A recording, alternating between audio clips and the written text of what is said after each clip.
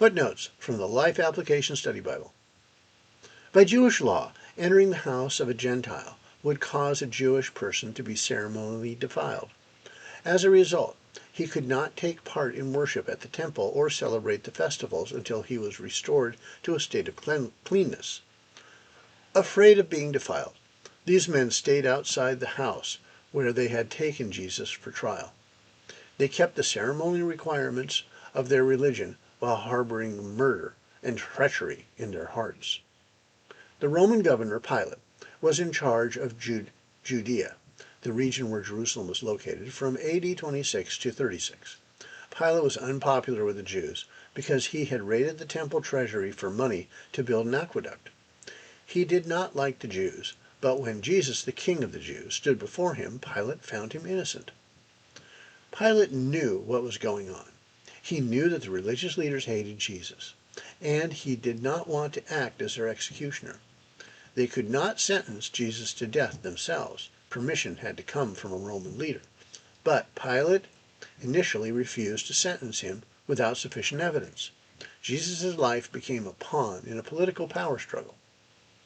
Pilate made 4 attempts to deal with Jesus. 1. He tried to put the responsibility on someone else. 2. He tried to find a way of escape so he could release Jesus. 3.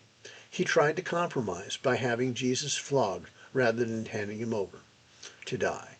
And 4. He tried a direct appeal to the sympathy of the accusers. Everyone has to decide what to do with Jesus. Pilate tried to let everyone else decide for him. And in the end, he lost. The prediction is recorded in Matthew chapter 20, verses 19, and John chapter 12, verses 32 and 35. Crucifixion was a common method of execution for criminals who were not Roman citizens. Pilate was asking this question in his role as the Roman governor. He would have been inquiring whether Jesus was setting up a rebel government.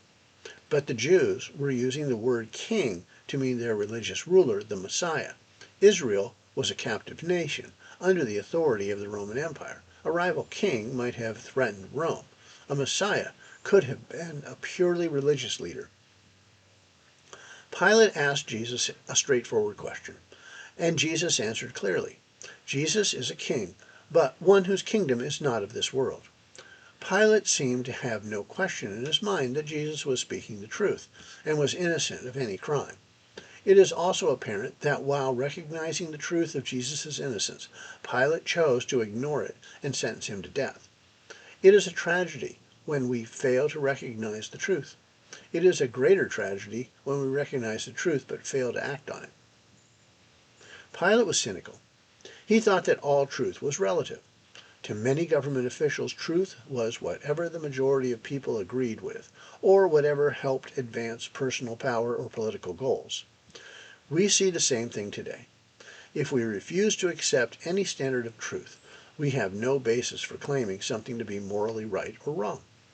Many people today have rejected the idea of objective truth, so every truth claim is revamped or criticized as a narrative, spin, or agenda. Justice becomes defined as whatever works or whatever helps those in power. In Jesus and His Word, we have a standard for truth and for our moral behavior. Perhaps Pilate should have asked, "Who is truth?" Barabbas was a rebel against Rome, and although he had committed murder, he was probably a hero among the Jews. The Jews hated being governed by Rome and paying taxes to the despised government. Barabbas, who had led a revolution and failed, was released instead of Jesus, the only one who could truly help Israel.